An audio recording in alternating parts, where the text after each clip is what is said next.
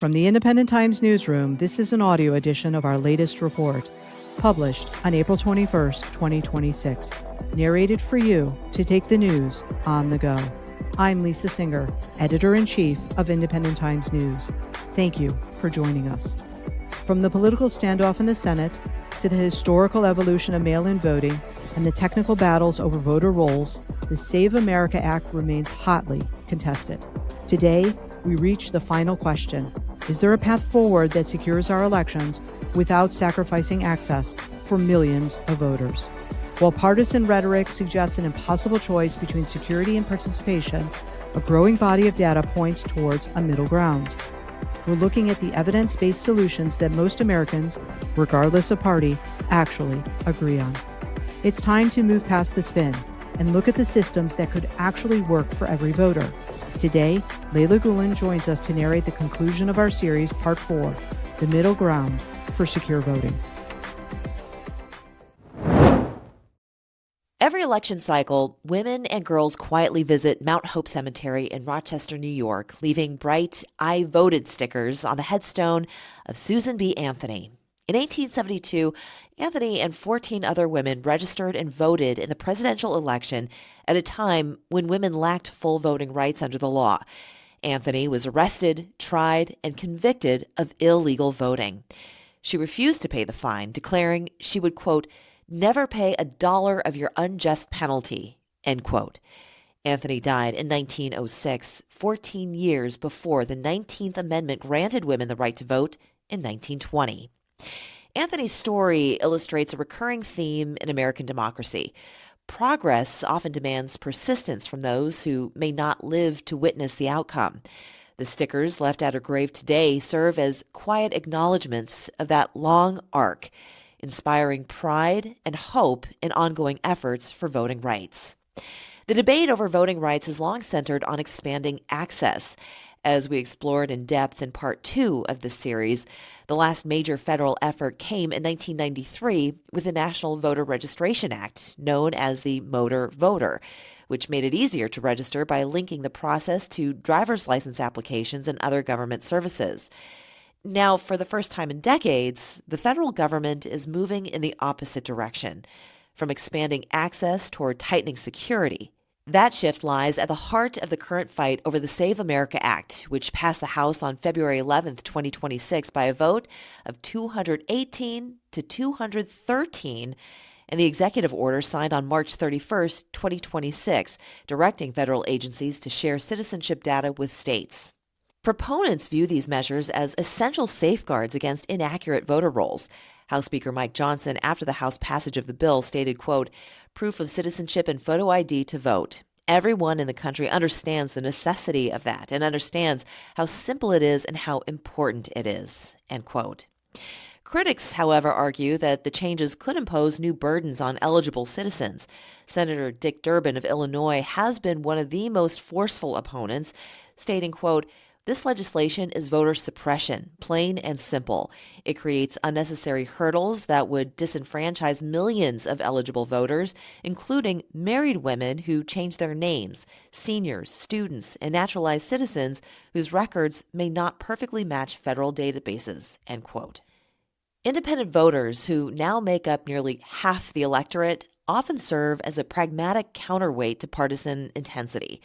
Many view both parties with skepticism and seek election systems that are secure enough to inspire trust and accessible enough to encourage broad participation without constant litigation or eroded confidence in the outcome.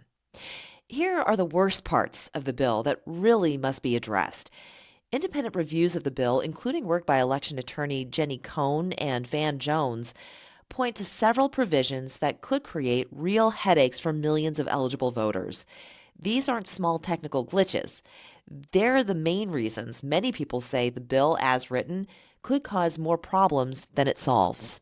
To begin with, the bill only accepts a narrow list of documents like a passport, a special real ID that actually says you're a citizen.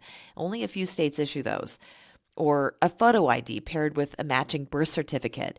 Regular driver's licenses and most real IDs don't count. Marriage certificates aren't accepted on their own, This hits tens of millions of married women whose birth certificates don't match their current name, along with seniors, students, rural voters, low-income folks, and naturalized citizens. In addition, states have to turn over their entire voter list for automated checks. There's a notice and an opportunity to prove citizenship before anyone is removed, but SAVE has a track record of errors that flag actual citizens as issues. A bad purge could then push people back into the strict new registration process. Most disturbing of all, the bill states that election officials can face fines and up to 5 years in prison for registering someone without the proper documents, even if that person is a legitimate citizen. But there's no real penalty on the other side for mistakes that wrongly knock eligible voters off the rolls. For some reference, when Kansas tried similar proof of citizenship rules, it blocked over 31,000 eligible citizens while catching only 39 non-citizens. In Arizona and New Hampshire, hundreds were turned away, including married women rejected because of name mismatches. Van Jones points to these examples as proof that the trade-off just isn't worth it. These flaws matter because they could create unnecessary barriers for millions of eligible citizens while only catching a tiny number of actual non-citizen voting cases. That's the core tension in this debate, and it becomes even more important when you look at the bigger picture of federal involvement in elections. This debate is occurring amid a broader push from President Trump. In early February 2026, he told Dan Bongino on his podcast, quote, "The Republicans should say, we want to take over. We should take over the voting in at least 15 places. The Republicans ought to nationalize the voting," end quote. He specifically mentioned targeting places like Atlanta, Philadelphia, and Detroit. In the recent Atlantic article, "The Founders Would Have Opposed Nationalizing Elections," author Jeffrey Rosen reminds us why the framers deliberately split authority. They gave Congress some power over the time, place, and manner of federal elections, but left primary control, especially voter qualifications and day-to-day administration, with the states. Madison, Hamilton, and others designed this balance to prevent both federal overreach and partisan abuses by one party using federal power against states run by the other party. Well, the Save America Act isn't a full federal takeover, but it fits into this broader conversation. It shifts more authority to federal databases, standards, and penalties, a move that fuels talk of nationalization. Rosen's piece shows that the founders believe that divided power has generally worked better than concentrated control. This bigger debate over federal power makes it even more important that we find a practical middle ground, one that strengthens election security without creating unnecessary barriers for eligible voters or straying too far from the founders' balanced approach. If compromise is still possible, it probably won't come from sweeping new restrictions. A more promising path lies in smarter front-end verifications that strengthens the system without placing heavy new burdens on ordinary citizens. It is worth noting that, as currently written, the Save America Act does not require existing voters to provide additional documentary proof of citizenship if their name, address, and other records have remained unchanged. The new requirements would primarily apply when a voter moves, changes their last name, or otherwise updates their registration. Several targeted amendments could strengthen the bill while reducing the risk of disenfranchising eligible citizens. First, require or incentivize states through federal funding to run real-time checks against the Department of Homeland Security's SAVE database whenever someone applies for or renews a driver's license. This would catch potential issues at the point of contact rather than placing retroactive burdens on voters. Second, create short-term federal-state partnerships offering free or low-cost mobile units, online portals, and fee waivers to help seniors, students, low-income citizens, military families, and those with name changes obtain birth certificates or passports quickly.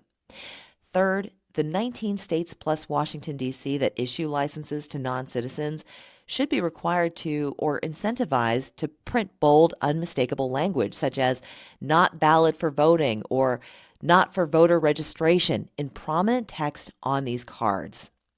Fourth, require the Social Security Administration to print visible warnings such as not valid for voting or voter registration on cards issued to non-citizens. Since Social Security numbers and cards are commonly used during voter registration, this would add a simple, low-cost safeguard. These adjustments would place more of the verification burden on government systems and agencies up front, rather than on individual voters after the fact. They aim to strengthen election integrity while preserving the broad access gains achieved over more than a century. The Save America Act has clearly one major hurdle, but faces a steep climb in the Senate. As of late April 2026, the legislation remains stalled. Republicans hold a 53-seat majority, but Democrats have maintained a filibuster, and recent cloture votes have fallen short of the 60 votes needed to advance the bill. Senate Majority Leader John Thune has acknowledged that the votes for passage are not currently there, and there is little indication of bipartisan support or willingness to alter Senate rules to force the measure forward. With the 2026 midterms now just months away, the window for enacting such significant change to federal election law is narrowing. The bill's future appears uncertain at best, caught between strong Republican backing and determined Democratic opposition, with independents watching closely to see whether any compromise can emerge before the election season intensifies. The real test of any election reforms is whether it restores confidence that the final count reflects the will of eligible citizens, not whether it satisfies one party's base. That balance between security and openness is what the debates over the Save America Act and the 2026 midterms ultimately turn on. Broad majorities of Americans, 83% in recent Pew polling, support requiring photo ID to vote. The challenge is achieving that security while avoiding new barriers for eligible citizens. Pushing major changes this close to the midterms risks confusion at the polls and extra strain on states. As Senator Jack Reed warned, rushed changes could create mass confusion right as primaries are underway. Independent voters are well positioned to push back, contact your representatives, and call for careful implementation, better front-end safeguards, and enough time for states to adapt without chaos. Susan B. Anthony never lived to see women vote, yet her persistence helped make it possible. In the same spirit, building trustworthy elections requires protecting ballot integrity and preserving access not through polarization, but through careful, incremental reform. That was Layla Gulen narrating for Independent Times News. For more news and action built for independence, head to indtimes.news. These may not be the best of times, nor the worst, but these are undoubtedly independent times. I'm Lisa Singer. Thank you for listening, and please remember, your voice matters.